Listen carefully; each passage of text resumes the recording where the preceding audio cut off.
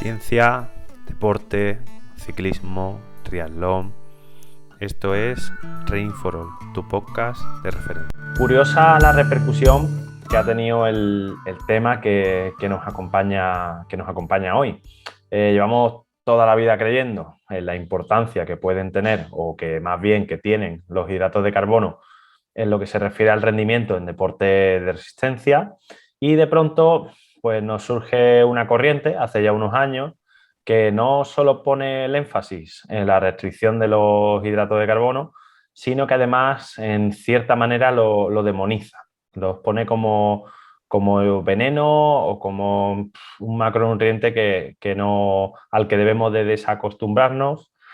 Y bueno, esta dieta, pues, o este tipo de alimentación se ha llamado low carb o en este caso también dieta cetogénica, etcétera, ¿no? Y básicamente lo que hace es darle por así decirlo, una mayor importancia al consumo de grasas y también proteínas con respecto al consumo de hidratos. En el podcast de hoy pretendemos arrojar luz sobre todo sobre dos aspectos. Lo primero sería una diferenciación clara sobre una dieta low carb o cetogénica versus una dieta high carb o, por así decirlo, tradicional. Y el segundo aspecto es, ¿realmente tiene sentido este tipo de dietas cetogénicas desde el punto de vista del rendimiento deportivo, en este caso los deportes aeróbicos? Este y otros temas los vamos a contestar a continuación. Así que nada, voy a dar paso a mi compañero Jesús, que va a empezar un poquito a introducirnos mejor en qué es una dieta low carb y todo lo que la rodea. Hola a todos, como ha comentado mi compañero José, en este nuevo episodio del podcast nos vamos a centrar en un artículo que habla, entre otros aspectos, sobre las dietas bajas en carbohidratos y altas en grasas. En primer lugar, pues me gustaría poner un ejemplo de lo que es una dieta cetogénica o baja en carbohidratos y alta en grasas, ¿vale? Es un ejemplo extraído de este artículo para que así todo el mundo sepa con mayor concreción de lo que estamos tratando.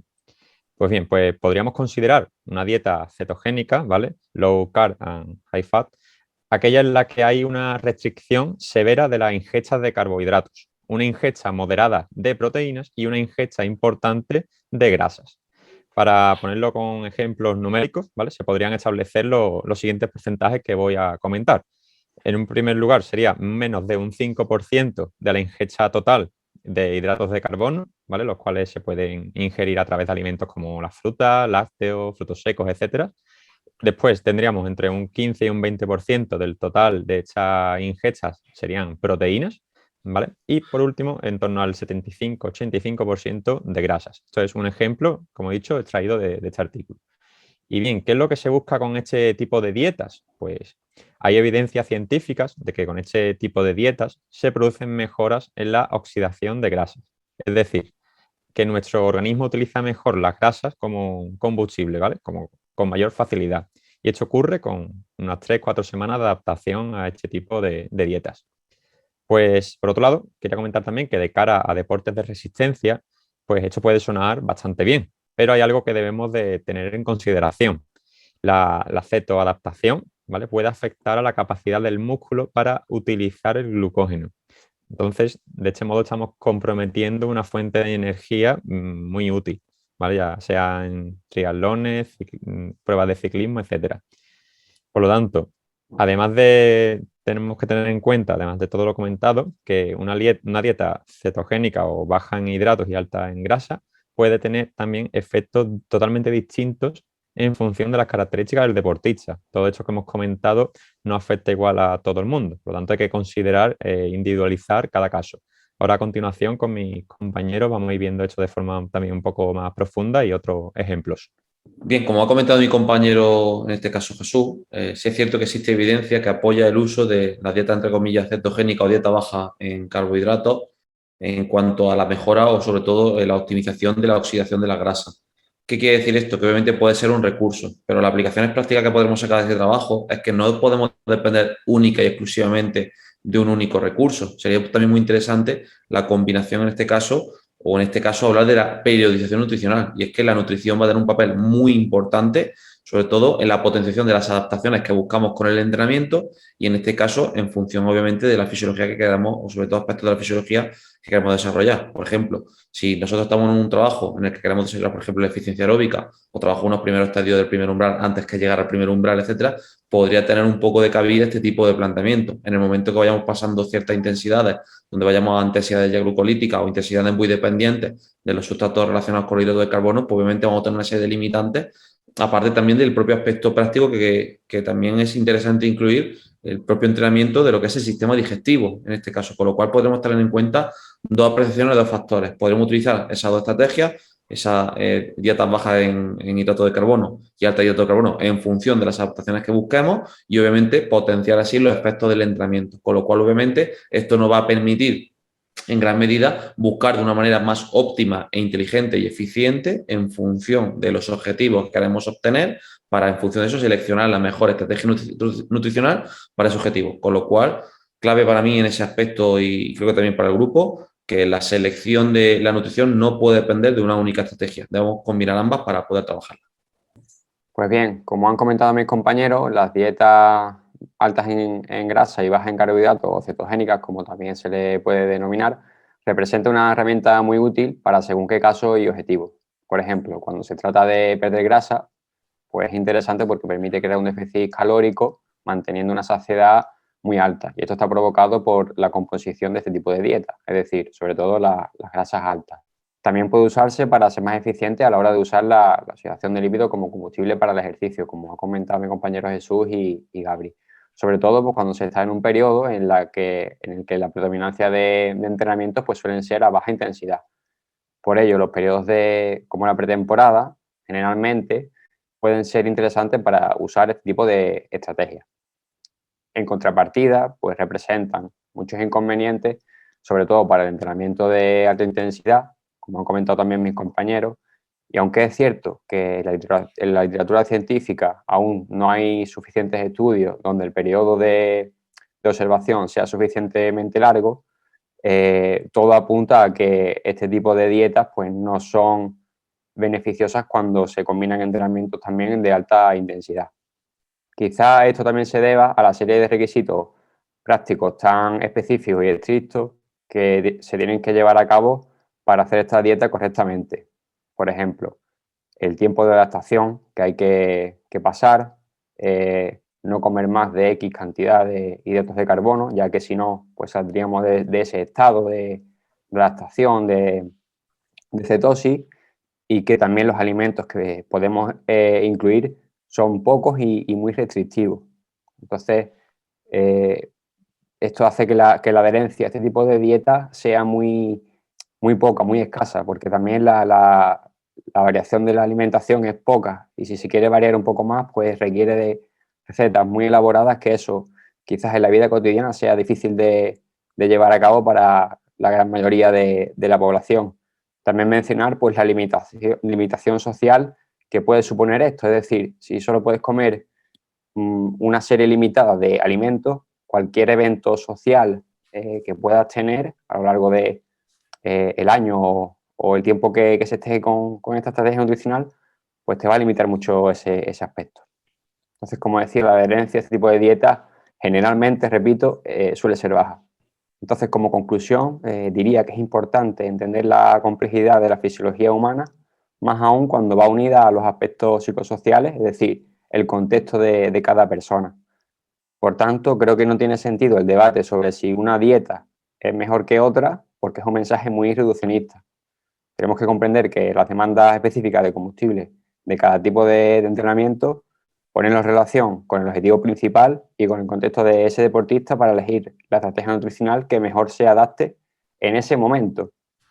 Conforme todo esto vaya cambiando a lo largo de la temporada, también tendremos que cambiar ese enfoque nutricional. Así nos beneficiaremos de las ventajas de cada una de estas estrategias.